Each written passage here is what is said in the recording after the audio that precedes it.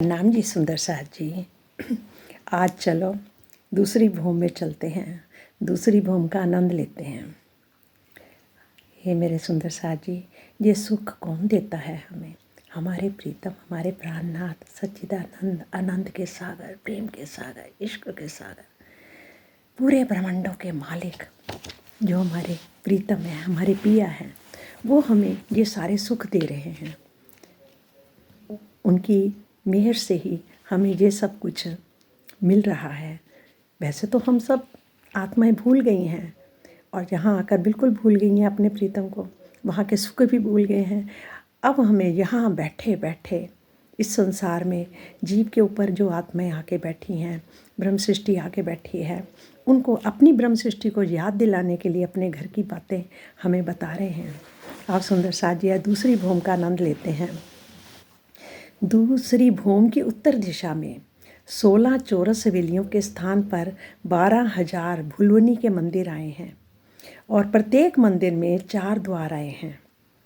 इन मंदिरों की दीवारें, छत, जमीन व दरवाजे सभी दर्पण के हैं।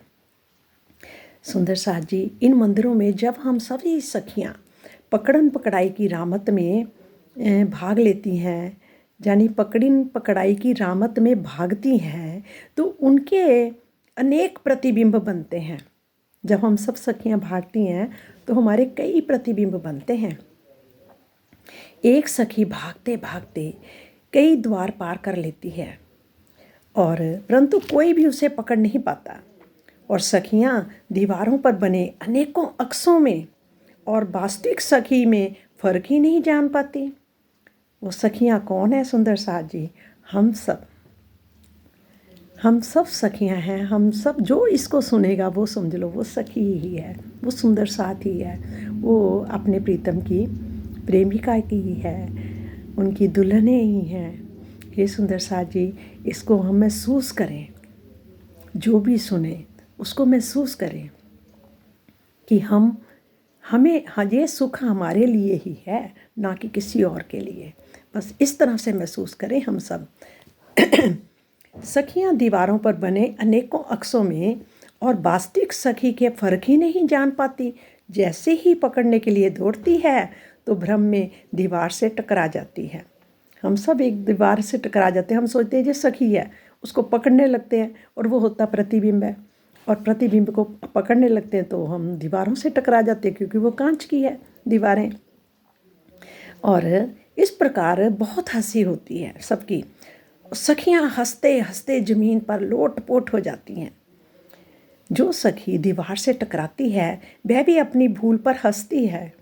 इस प्रकार यहाँ रूहों को खेलते समय बहुत ही भुलबनी यानी भ्रम होता है और आनंद भी आता है।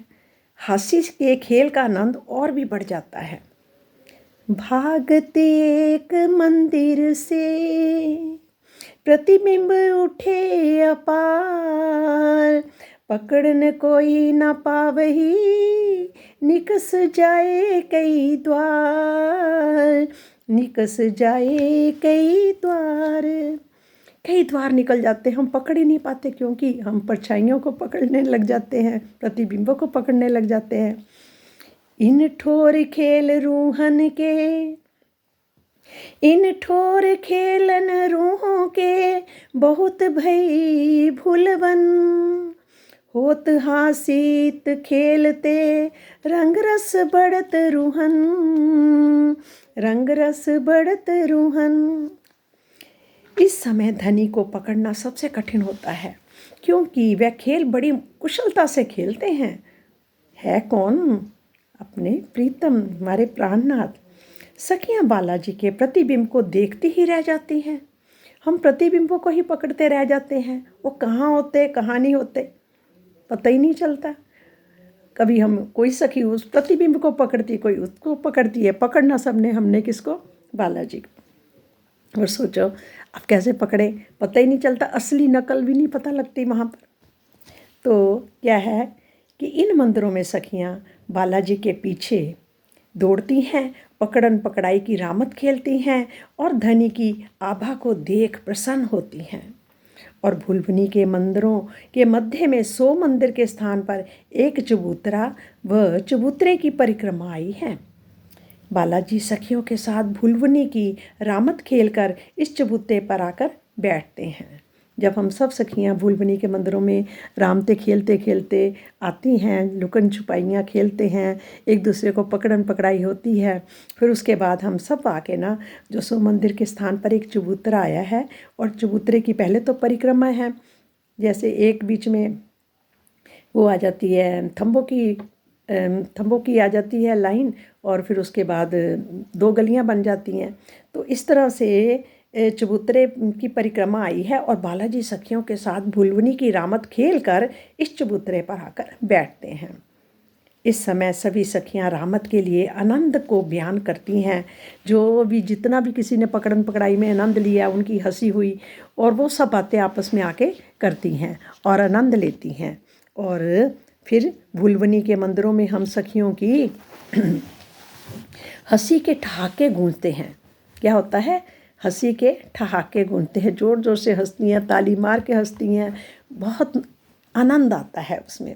और भुलभुनी की रामत के पश्चात हम सखियां फिर क्या करती हैं? हम खड़ोकली में झीलना करती हैं। फिर वहाँ से उठ के हम कहाँ जाती हैं? खड़ोकली में झीलना करने जाती हैं। खड़ोकली रंग महल की दूसरी भूम के छज्जे से लगती हुई आई है। ये उत्तर दिशा में आई है। दूसरी भूम के छज्जे से सीधा खड़ोकली में जाया जा सकता है। खड़ोकली 3 भूम गहरी है।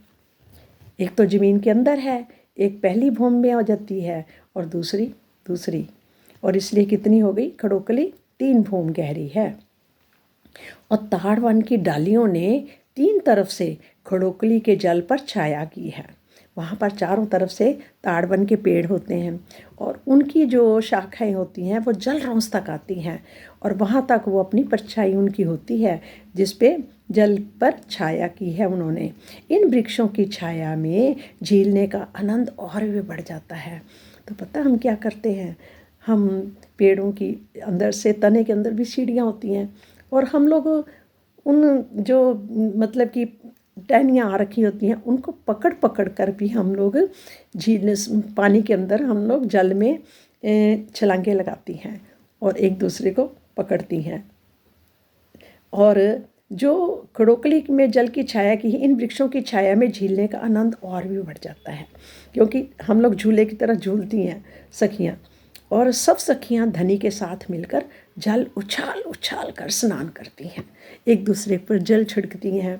कभी हम गोल घेरे बनाकर वहाँ पर नृत्य करती हैं, क्योंकि जो ब्रह्म सृष्टि है वो सब वहाँ पर हमारे नूर के शरीर हैं।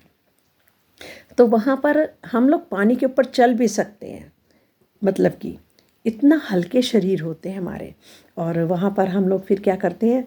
एक दूसरे पर नृत्य भी करती हैं, एक दूसरे पर जल उछाल उछाल कर डालती हैं और उसका आनंद लेती हैं। फिर कभी हम क्या करते हैं? अपने प्रीतम के ऊपर खूब जल, अपने धनी जी के ऊपर खूब जल डालते सारी सखियाँ, और फिर उसके बाद जो धनी जी जल को उछालते हैं तो ऐसे लगता पूरे परम धाम के ऊपर जल चला गया, और उसका आनंद सबको मिलता है, पूरे परम धाम को। क्योंकि ये इस लीला का आनंद भी पूरा परम धाम ही लेता है, दूर से दूर भी बैठे सब लेते हैं। क्यों?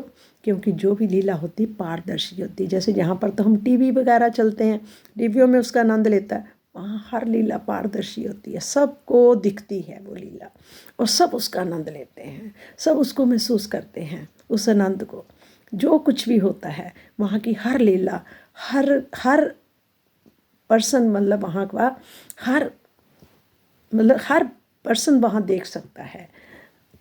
और सब सखियाँ धनी के साथ मिलकर जल उछाल चल कर स्नान करती हैं। इस समय खड़ोकली का जल हिलोरे लेता है, और जल की क्या होता है? तरंगे भी उछल उछल कर हमारे प्रीतम के ऊपर गिरती हैं, हम सखियों पर गिरती हैं। इतनी खुश होते हैं, जल इतना खुश होता है, क्योंकि जल भी चेतन है वहाँ का, और जल चेतन है तो वो क्या करता है? वो भी लहरें उठ उठ कर हमारे ऊपर आती हैं।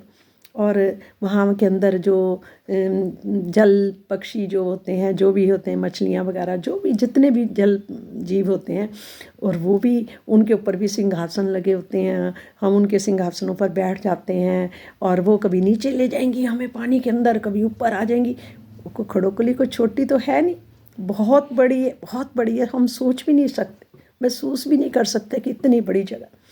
यहाँ पर हम अपना आनंद लेते हैं और प्रेम से भर जाते हैं। हमारे प्रीतम हमें हमारी अंदर सुराही, अपनी सुराही से हम सबको हमारी सुराहियों को भर देते हैं प्रेम से, आनंद से, इश्क से।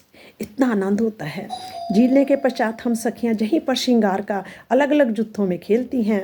इत खड़ोकली जल ही लोले, धनी साथ झीले जकोले, इत श्रृंगार करके खेले, ठोर जुदे जुदे जुत्थ मिले। और इस तरह से हम अपनी सुरता को दूसरी भूमि में ले जाएं और आनंद में मगन हो जाएं, और इसी तरह से हम रात दिन उसका सुख भोगें, प्रेम करें अपने प्रीतम से और आनंद लें। प्रणाम जी, कोटि कोटि प्रणाम।